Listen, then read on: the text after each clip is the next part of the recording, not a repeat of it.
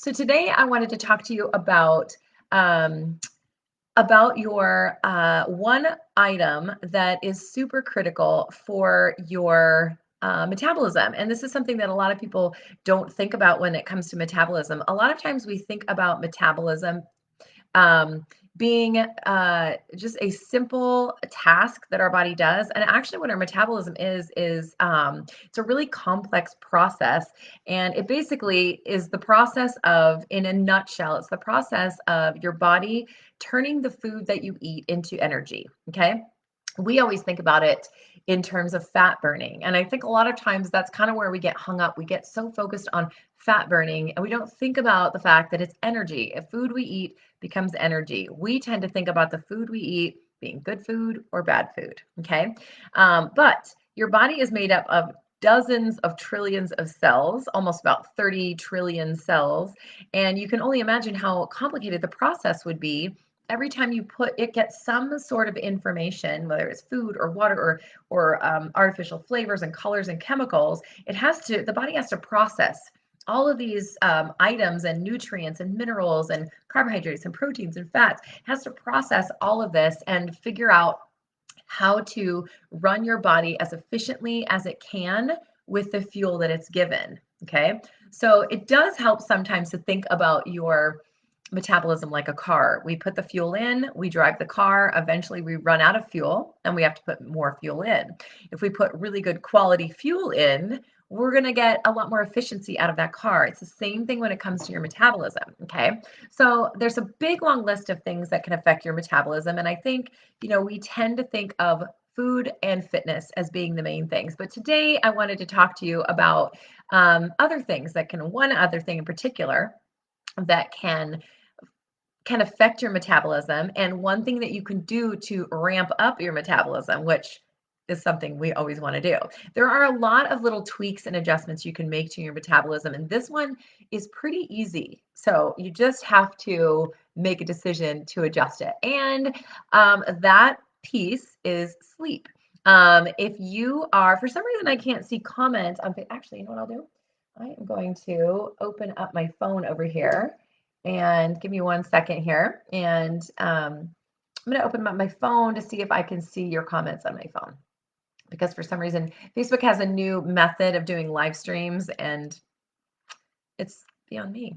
So we will see what we can get here. So if one of you guys watching would make a little comment, I would love that. It will help me to see if I can just give me a hi in the comments, and it'll help me see if I'll be able to see your comments on my phone here. That would be great. Okay, so let me get going. So this one lifestyle change, I gotta turn that down. One lifestyle change that you can make is your sleep. And a lot of times we just think about, well, let's put it in terms of this. When we talk about thinking about our metabolism in terms of food and fitness primarily, if you think about, well, if I sacrifice my workout or sacrifice my sleep to get my workout, I'm going to burn more calories because I'm going to the gym, I'm building muscle, I'm burning fat, and that is all great for your metabolism. But when I teach you what I'm going to teach you about sleep, you might start thinking that sometimes it might actually be better for me to get more sleep than it would be for me to sacrifice my sleep to come to get up really early and go to the gym. So first of all, I want to know, those of you that are watching, whether it's the replay or the live, is sleep an issue for you? Or give me a heart if you give me a thumbs down if sleep is a problem for you, and a heart if sleep is something that you have like dialed in totally. Now, oh, good. Thank you, Kathy. Now I can see the comments over here. Thank you.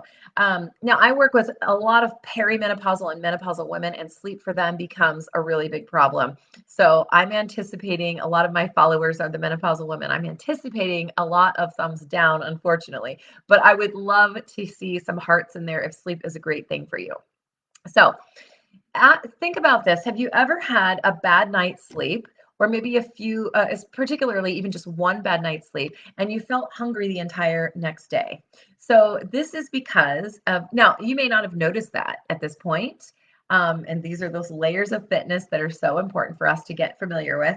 But if you haven't noticed that at this point, I'd love for you to notice it. Start paying attention to that. If you didn't sleep very well on a given night, I would love for you to just keep an eye on yourself the next day and see if you are having a problem with food and hunger. Okay, and the reason for this is because your body's hormonal system takes a hit when it doesn't get enough rest. Okay, so give me a little message if you have noticed before that you have had a bad night's sleep and then the next day you just wanted to eat all the things. Um, oh, Kathy, let's talk about cold. I'll do cold showers in another live stream. I like that. Thank you. I love that. I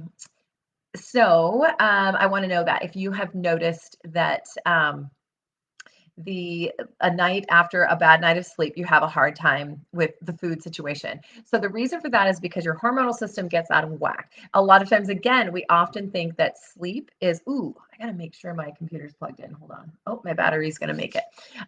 We think about sleep as just being calories, or excuse me, we think about metabolism as just being calories in and calories out. But there have been a lot of links to disruption in two hormones. One is called ghrelin, and one is called leptin. Okay. And these hormones get disrupted when our sleep is out of whack. Okay. So ghrelin is the hormone that signals you to, hang on. I think my video is having an issue. Ghrelin is the hormone that signals you to be hungry. Leptin is the hormone that signals you when you're full. So it tells you to stop eating. Okay. When we don't get enough sleep, these two hormones get out of whack, which is then what is causing us um, to feel a lot more hunger. The other thing is that oftentimes we will be sleepy and we instinctively feel like we need food and energy to ramp us up. Okay. Um, so when you don't get enough sleep, your body can release more of the hunger hormone called ghrelin and less of the hormone that leaves us feeling full. Okay. So now you can see why just just getting one bad night of sleep can cause you to eat a whole bunch more the next day and never really feeling satisfied. It's because of that hormone. So really, I want you to check in with that the next time you have a bad night's sleep. One thing that can really help is just being aware, even if you have trouble sleeping, sometimes just being aware of the fact that you got a bad night's sleep, you're kind of prepared to have extra hunger cravings going on in this day, you can at least kind of talk yourself through it and say, okay, this is the sleep talking. I ate a regular meal at lunch. It was well balanced. It had carbs, proteins, fats, and fiber in it. I should be satiated for the next 3 hours or so. So if I'm getting cravings an hour after lunch, it's probably just the sleep talking. Okay. So that is one thing. Just to be aware of it will give you a huge step forward in controlling the metabolism just from the standpoint of you're not eating extra calories because you can talk yourself off the fence when it comes to that. Okay. I recommend when you get to that point, though, of feeling like you need all the food, get out of that environment and just take yourself out for a walk. Keep yourself busy, because a lot of times all we can do is just we focus on that feeling of hunger or that craving. Sometimes it's not a physical hunger, it's a mental hunger, it's a craving. So we can keep ourselves busy, get involved in a project, get on the phone with a friend, take a walk. We can take ourselves out of that scenario so that we can kind of bypass or like ride the wave through the craving. You will definitely notice on nights of less sleep, you have much less willpower. Your frontal brain, the one that will help you control and make logical decisions, is fatigued, and it's not going to be there for you in the way that it should be or you hope it would be. Okay. So not getting enough sleep also activates the part of your brain that is especially sensitive. This is super interesting. It's especially sensitive to seeing or smelling food, which will also make you want to eat more. So if you walk past, if you've had a bad night's sleep, you walk past a bakery or anywhere near, like in the grocery store, and you smell those JoJo's, you're a lot more likely to cave and make a curve over to the deli counter and eat those JoJo's. Also, you might see a movie or a commercial. What was that weird stutter thing? You might see a commercial that has pizza and it's piping hot, it's cheesy, and suddenly you feel much more triggered to be eating the pizza than you would on any other given day. You might normally just be like, yeah, pizza doesn't do it for me. But on this particular day, when you've lacked sleep and your ghrelin or your hunger hormone is high, you might find yourself really craving that pizza. And I just find, I know you guys have heard me say this before, that I really find that knowledge inspires motivation. And this is why I like to share these things, because if you can understand these things and be mindful, you'll be much more aware that it might not actually be that you need the food. It's just the sleep talking. And if you can switch that and keep yourself busy doing something else until that drive leaves, or until you could be a little more conscientious about the food you're eating, maybe logging it, making sure you're staying on track because your head is driving you in another direction. Really important, and can make a huge impact on your metabolism in a positive way. All right. So all of that sleep, the ghrelin hormone, the desire to crave more, that sensitivity of that the brain to recognize food, the sight of food and smells, all of that lays the groundwork for taking in more calories than your body actually needs. Okay. So this leads me to the second part of how not getting enough sleep affects your metabolism. Okay. So this has something to do with burning off that fuel. So, have you ever had a few bad nights sleep in a row and noticed that the scale goes up? Give me a like or a thumbs up or whatever in the comments if you've noticed that. Now, you may not have made that connection to the scale. But now that you know this, what I'm about to tell you is I want you to start paying attention to that. When that scale goes up and you're like, what the heck? What is going on? I've been doing everything food and fitness wise right. Why is the scale not going down? Well, studies have shown that this is a real thing, that lack of sleep will cause the scale to go up. So researchers found out that when adults were limited to 5 hours of sleep a night. We should be getting about 7 to 9 hours a night.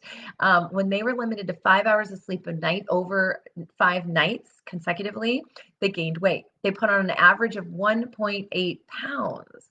Okay, so that's super interesting because that number, 1 to 2 pounds, is usually, especially women, what they tend to see. They're like, how did I put on 2 pounds when I was doing everything you told me to do and all this stuff? So the sleep can really make a big difference. 5 nights of sleep, poor sleep, is not that uncommon for most or many peri or menopausal women because our sleep gets disrupted. Okay. So another study found that by only getting 5 hours of sleep of night, cut the rate of fat loss by more than 50%. 50%. That basically your metabolism was slowed in half by 50% by only 5 nights in a row of poor sleep. I have one client here in the studio. I've been talking to her about this. She's just kind of baffled by why she's not able to lose weight. Um, she hadn't yet begun the meal plans that I'd recently given her, but she'd been active. And, a lot of times we eat more than we think we eat. So I considered her, she doesn't get much sleep at all. So she does have an autoimmune issue that makes it difficult for her to sleep. So I did ask her to really just don't worry, eat the meal plans, but don't worry so much about all of the other things, but really hone in on your sleep. Because if we got that sleep dialed in, 50% of your metabolism improvement is going to save the day, basically, is that's what's causing the problem sometimes. Again, we have to test these things out. If you know you're dialed in with your food and you know you're dialed in with your fitness and things just aren't budging, you might really consider that sleep could be the main problem. And so the way I would test that out is I would ask somebody to stick to what you're doing food wise and fitness wise. Don't change a thing, even if you don't think it's super great, but don't change a thing and focus in on the sleep and see what happens. So the worst thing for sleep is stressing about not sleeping, right? Because then that just keeps our wheels spinning. So um, we've got to release that and realize that if we get too worked up about it, it's not going to help us. So we've got to release that stress about not sleeping and then just think of this as a project and think of this as an experiment of what I can tweak and do all the things to get the best night's sleep possible. So I am going to give you some 4 tips to get you back on track with sleep. I have a sleep routine I stick to religiously because it really does help. And once I got this routine down, it really helped to set the tone that I don't have to worry about sleep anymore. It's a relief to not have to worry about sleep anymore. So number one, are you ready? If you're ready, give me a little heart in the comments. But number one is to get sunshine in the morning. Okay. So and you might be thinking, what does it have to do with my sleep at night? But what happens is sunshine in the morning reinforces a positive circadian rhythm, your natural circadian rhythm. Our sleep, which is your sleep cycles, sleep cycles go with the sun. We come up, the sun comes up, we're producing more wake drive hormones, and then as the sun starts going down, we start to produce our sleep cycle hormones, our melatonin. But by getting sunshine in the morning, it sets that rhythm back into place. Okay. I do have one client also that is up until we've been working on her sleep patterns. She is usually up to like 3 or 4 in the morning, and then she sleeps till about 11 or noon. And she really wants to shift that back. And so we've been working at creeping this back little by little. She may have a few rough nights or rough days in the process as we creep her back. But once she gets back onto a routine, this will definitely help her metabolism. But that's it's a pretty wonky schedule.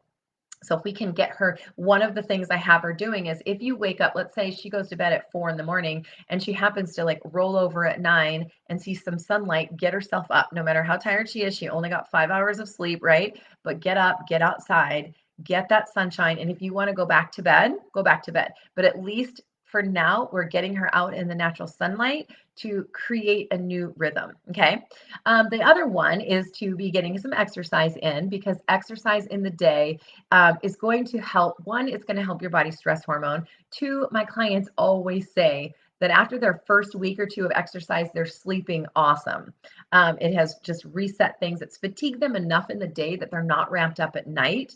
Or I should say, fatigue them enough in the morning that by evening time they're physically tired. So it's a lot more easy. It's a lot easier for their body to wind down and go to sleep at night. Okay. If naps get in the way of your sleep routine, try really hard to avoid napping so that you're fatigued in the evening. And like I said, with this one other client, she may have some struggles. She may have a couple of rough days where she really wants to nap in the day. And I told her if she does, keep it very minimal at first, and then we would wean off the naps. But there could be some rough days if you're used to taking naps. Take a short little nap early in the day, maybe after lunchtime. If you're lucky to have that kind of time to take one, but then really keep it short, 20 to 30 minutes until you can get over that hump of the sleepiness. And then the other thing is coffee. Try to cut yourself off of coffee after 2 in the afternoon. I definitely notice this affects me. I like to have 1 cup of coffee in the late morning.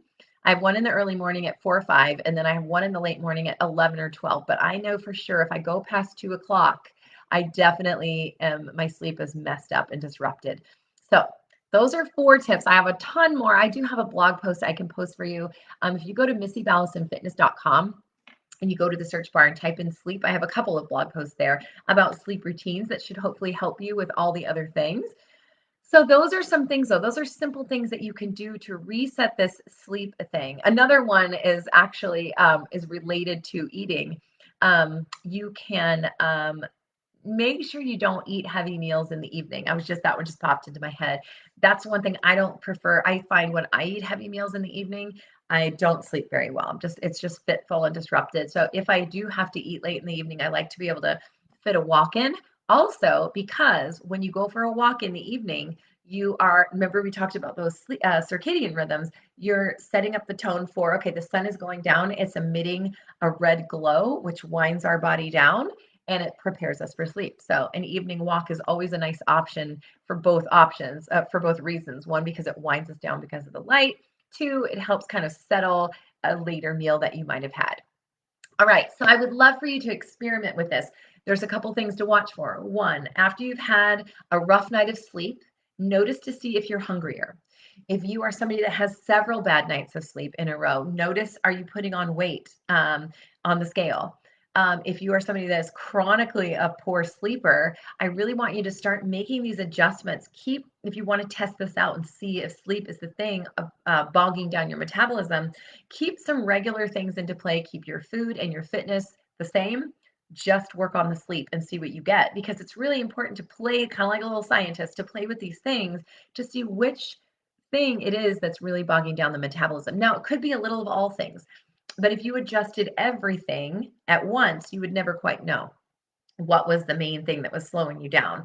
So I usually recommend when you're tweaking a thing to give it about 3 weeks so that your body has time to adjust, take notes on these things and see what is working best for you. If you did 3 weeks and you adjusted your sleep and you didn't notice the scale differently, maybe it wasn't affecting your hormones that greatly, or maybe it was just that mindfulness of getting better sleep that then caused you to eat less throughout the day. So those are my tips for you regarding sleep. I hope that that clarifies some things for you and that maybe you're like, okay, that is definitely something that could be me because I've been so frustrated with my food and my fitness not working that maybe it really wasn't the food and fitness after all. Maybe it is working, but it's double timing because it's trying to offset that sleep issue. Okay, you guys, thanks for listening.